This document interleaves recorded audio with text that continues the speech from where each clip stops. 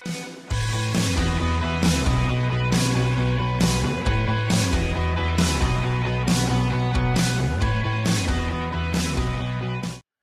right, welcome back to this episode of the How to Get a Job podcast. Today, I have an amazing guest with me today. I have Ola Ibrahim, who is a resume expert, and we're going to dive in to talk about what makes a good resume versus a great resume. What makes a doer resume versus an achiever resume. Ola, how are you, my friend? How are you doing today?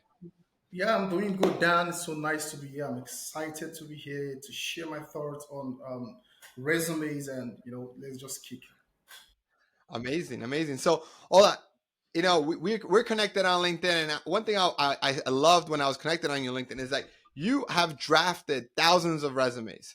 So, what makes a good resume versus a great resume? What do you think it's the difference between a resume that gets seen and a resume that gets ignored?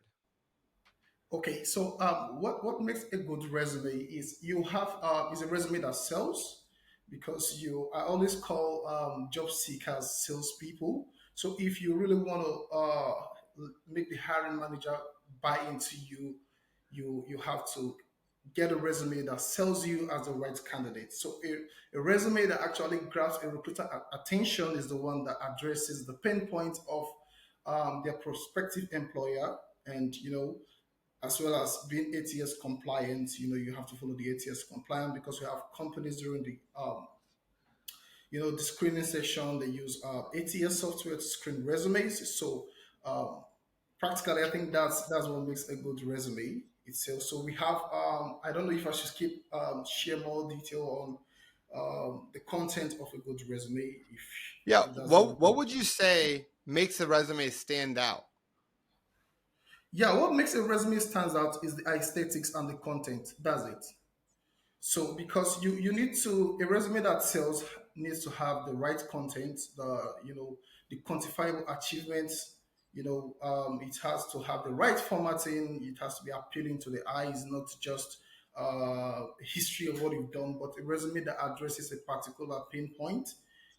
Let's say if you're going for a sales position, you need to show quantifiable achievement of the revenue you've generated, probably the people you've coached, depending on the career level you're going for. And you need to showcase how you're able to acquire new customers, convert you convert prospect into customers. So practically, that's what a resume should have. Based on your experience, what do you think are the biggest mistakes that job seekers are making when creating resumes? Yeah, okay. I think the biggest mistake job seekers make is they don't communicate their value proposition. They just write the resume to just have this junk of information, just put them together and just submit. And most of them fail to articulate themselves on their resumes. Most of them fail to communicate their core value. What makes you unique? What makes you the right candidate for the job? Most job seekers fail to have this embedded into the resume. So I think that's where they lack. That's the most common mistakes I've seen job seekers make. And another mistake I find them make is most of them don't have this the career summary. I don't want to use the word career summary, but it's when you're able to communicate your value, you're able to communicate your skills, and you build up your achievement before you go down to your professional experience. Yeah. In my 10 years of looking at resumes, writing resumes, working with candidates, I think some of the biggest mistakes that I notice when it comes to resumes are a couple of things.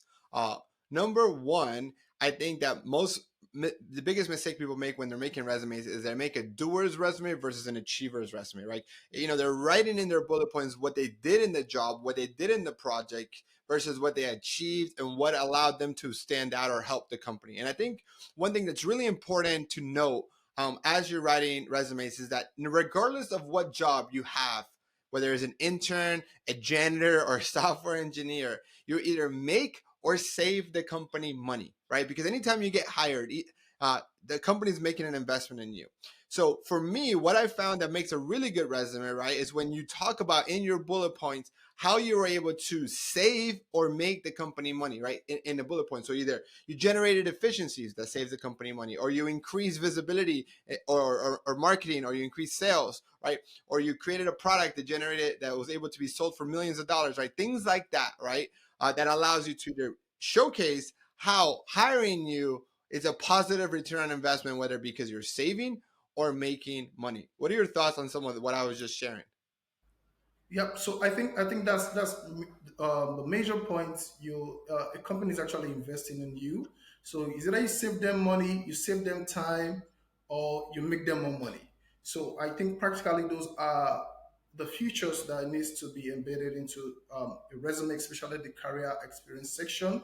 So you need to communicate this value. You need to have quantifiable achievements on your resumes. Like job seekers need to have this on their resumes to be able to communicate value um, to their prospective employer. Yep. Yeah. And what are your thoughts on resumes that have like pictures or graphics, things that you can make on Canva, or are you more of a big fan of a more traditional Word resume?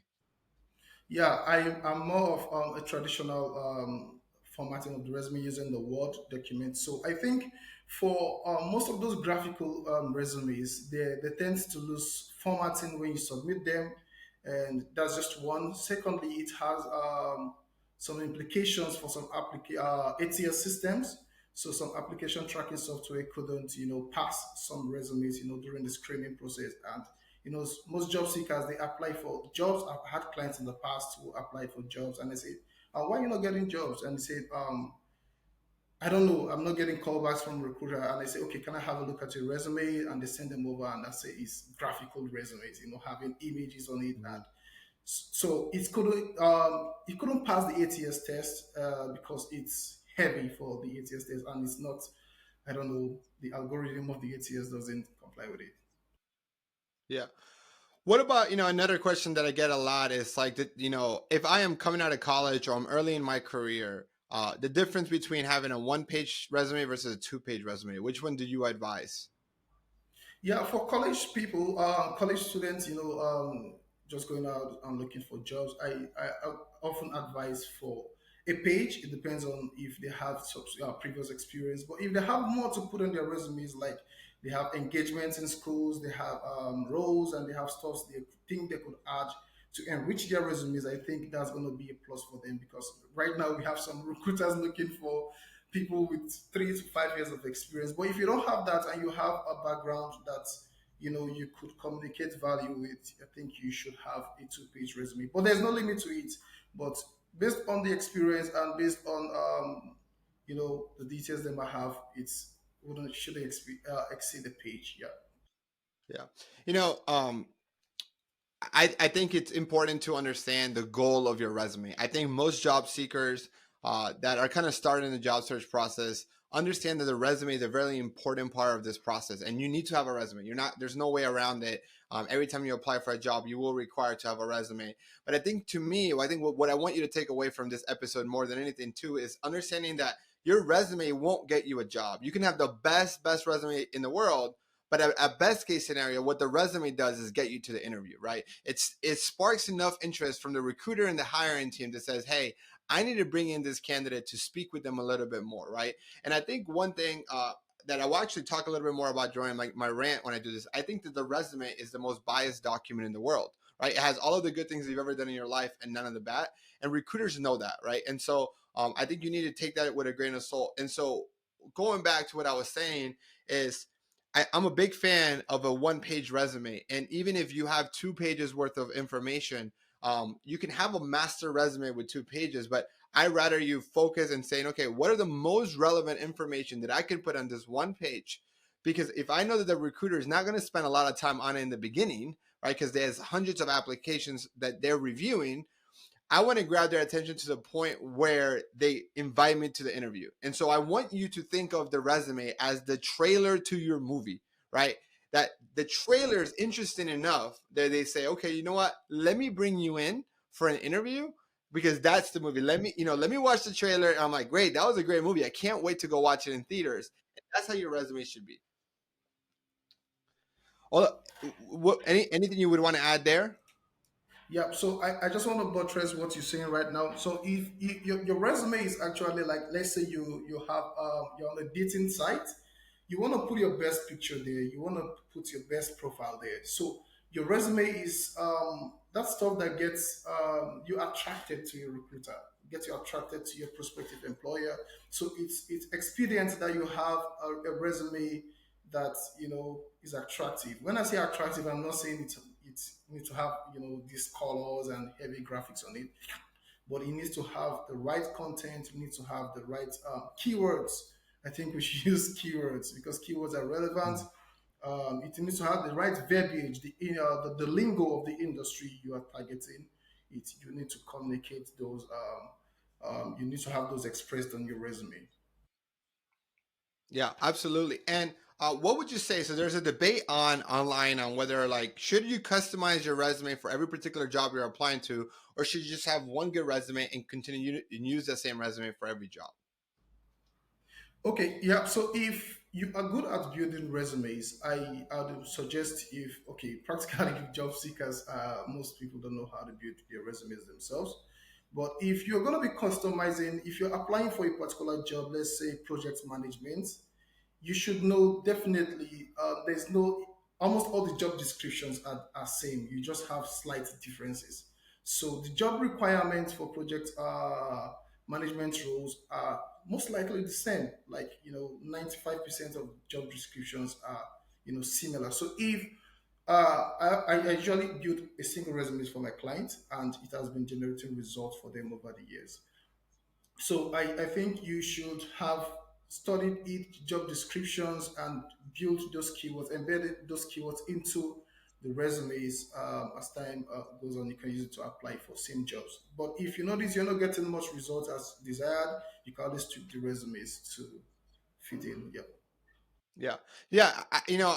I think you make a really good point. It's like, for me, it's not about redoing your resume every single time you have a job, but it's essentially looking at the job description, looking at what other information is online. And if you've been networking, talking to the people you've been networking with, and it's about making minor tweaks to your resume that it's aligned to the job description itself. And sometimes you might not need to change anything, and other times you do. And I think it's understanding that, a job description and the order of the job description is set up in the order of importance. Just like the most important information about you is in the top of your resume, and the least important information is in the bottom. And it's the same way for a job description. So when you're looking at your job description and you're looking at the bullet points of what's required for that particular role, right? You can say, okay, the 3 to 5 things in the top, the first 3 to 5 bullet points are the most important things. And to me, what I would then say is, how is my resume rearrange so that the most important parts that are communicated in the job description are rearranged? And I think where you see a lot of that shifting, it's in the bullet points order of your job. So I might have an experience and I might have 3 to 4 bullet points on that experience. The order of those bullet points should be rearranged with the order of the job description. And so those little tweaks like that matter, because as a recruiter and a hiring manager myself, and I've reviewed thousands of resumes, I might not read every bullet point, but I will read the first one. And if the first one's good, I then read the second one and I start going down, right? And that's it. I think that most hiring managers and recruiters that I speak to do the same. They rarely read every single word in a resume, and they're first scanning through it. And then if the scanning, if I find the things that I'm looking for, the right education, the right experience, the right technical skills, then I spend more time on it. And the more I find it aligns with what I'm looking for, I spend more and more time until I make the decision on whether I want to bring that person in for the interview or not. Ola, I do want to talk about the hardest part of writing a resume, the bullet points. Do you have a formula, any advice, any tricks on how to write good bullet points? Yep. So the most popular strategy out there is the CAR, the CAR. The challenge, the action, and the results. So what was the challenge you were given, or what was the challenge the gunplay was going through? What action did you take, and what results did you generate? So let's say the company they were at generating a revenue of let's say $1 million monthly, and you were given a challenge as a sales executive. I don't know, I'm using sales. So you're given a challenge as a sales executive to have a 200% increase within 4 months. So what was the action you took? Do you get so? Did you increase marketing? Did you increase prospecting, or did you increase cross selling or upselling? So what did you do? So when you did that, what was the result you achieved? So the challenge, the action you took, and the result. So you are going to have this in form of a storytelling. So you can say doubled sales revenue within 4 months using my upselling strategy on you know just Yeah. gonna use some bullet points. So I'm just trying to bring it up in my head. So you're just gonna use action verb like so you're gonna use the action verb like it has to be standard. Like you're not just gonna say, you brought in two times the revenue. So you're gonna make it more exciting to the recruiter, more, candid in such a way that it's communicate your value with strong verbs. Yeah. Yeah. And I think you make a really good point there. I think that the important part there is that you're showcasing how you make or save the company money. Like, what was the result? Like, because of your contribution, because you had a challenge, what was the action take? What was the result? And be able to Yeah. communicate that. Because a lot of times, a good hiring manager and a good recruiter will use those bullet points to ask you questions about it during the interview for you to have Yeah. an opportunity to elaborate more about that, right? And I think to me, the Yeah. reason why we do that, right, when we're interviewing is to double check to make sure that you're not lying or exaggerating on the resume. So I want to, right? I want to make sure Yeah. that what you did, that you can elaborate more on that story that you created, because Yeah. again, we're not hiring someone just based on the resume alone. It's Mhm. we're making that we're using the resume to decide whether you come in for the interview or not. Now, Yeah. Ola, as we wrap up, kind of the last question is like, why should someone consider hiring someone like yourself or another type of resume service to work with them? Why do you think hiring a resume writer is an investment, is an important investment to make it if you're a job seeker? Yeah. Okay. So just the way you don't do self medication without a prescription from a doctor, a professional. You don't you shouldn't do that to your career if you're not a professional resume writer. The advantage of using a professional resume writer is because we have in-depth knowledge. This is what we do almost every day. A professional has a background in it, building resume, and knows what hiring managers, what recruiters are looking out for on a resume. So we're able to position you as the perfect candidate for a job, not just writing, your career experience. We are doing more than that. We're helping to, sell you as the right candidate, not just building you something. And so, a professional doing having a professional service from a resume writer is expedient for job seekers that actually want to get results and get results real quick. Yeah, no, I think you're right. One of the biggest thing I say is like, some of the biggest decisions that we make in our life, we generally have a professional, right? If you're sick, you go to the doctor. If you want to buy a house, you go to a real estate agent. If you want to save for retirement, you have a financial planner. But it is not as common to have a career coach or hire a resume writer or hire an expert to help you in in your career that is then allowing you to then buy the house, plan for retirement, and so on. And when you think about like what can give you a better return on investment than working with a resume writer or working with a career coach, there isn't many, right? Because it is not uncommon, and I know I saw it from your LinkedIn profile or not, for someone to switch jobs or the difference between a $60,000 job, $80,000 job, or an $80,000 job and a $120,000 job is not that you need 10 more years of experience. It's actually sometimes being able to position yourself as the right candidate, show your value and be able to show them why you solve the problem the company has. And I think that by working with a resume writer to help you illustrate that better on your resume, or working with a career coach to help you with the rest of the process, if you have the right person, I don't think that there's a better investment that's guaranteed to give you a better return than that. So what I'll do, if you are interested in working with Ola and get your resume done by him, definitely connect with him on LinkedIn. I will put a link to his LinkedIn on the show notes. So if you're looking for some help on your resume, definitely do that. Again, Ola, thank you so much for coming, and for everybody Thank you. listening. Catch you guys on the next episode. Yeah.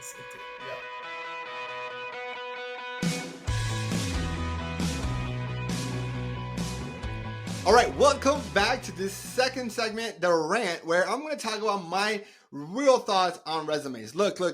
I think resumes are important, no doubt about that. But I truly believe that resumes are just one part of the overall job search strategy. You do need a good resume. You should work with a resume professional or work with a career coach that includes resume writing or resume optimization. But I want you to remember this: your resume, at a best case scenario, just lands you the interview.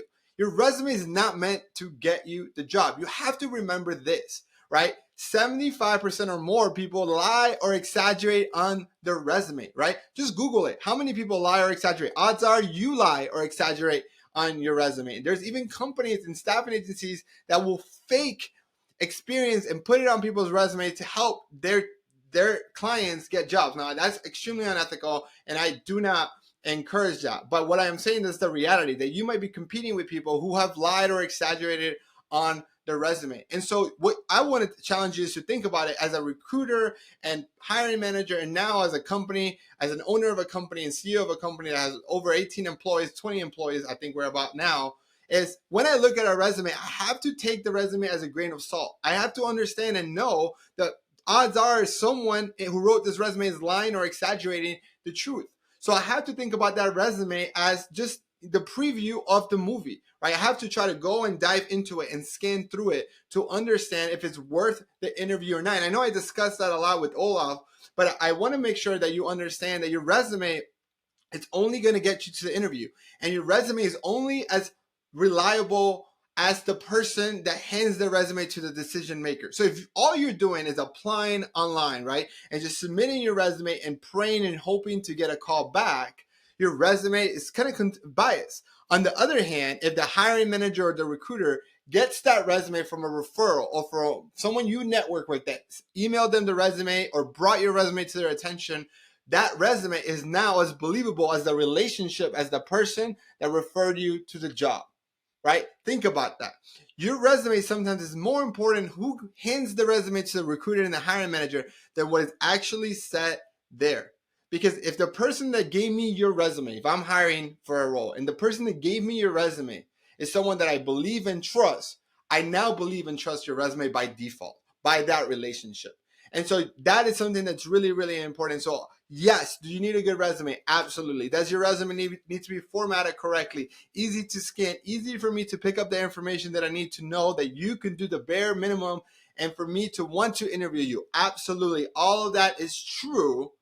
But do not forget that networking, building relationships, and getting visibility is just as important, if not more important, than your resume. Again, I hope you enjoy, but if you find value from this podcast, I want you to please subscribe and share this with someone that you know that is looking for a job. Odds are, if you're listening to this, because someone shared it with you. So all I ask is that you pass down the favor. Now, if you are looking for a job and you want my help or my team's help, I want you to reach out to us. We will set up a link in the comments for you to set up a call with someone in my team, a discovery call, to see if working together makes sense. Again, thank you so much for listening, and I'll catch you guys on the next episode.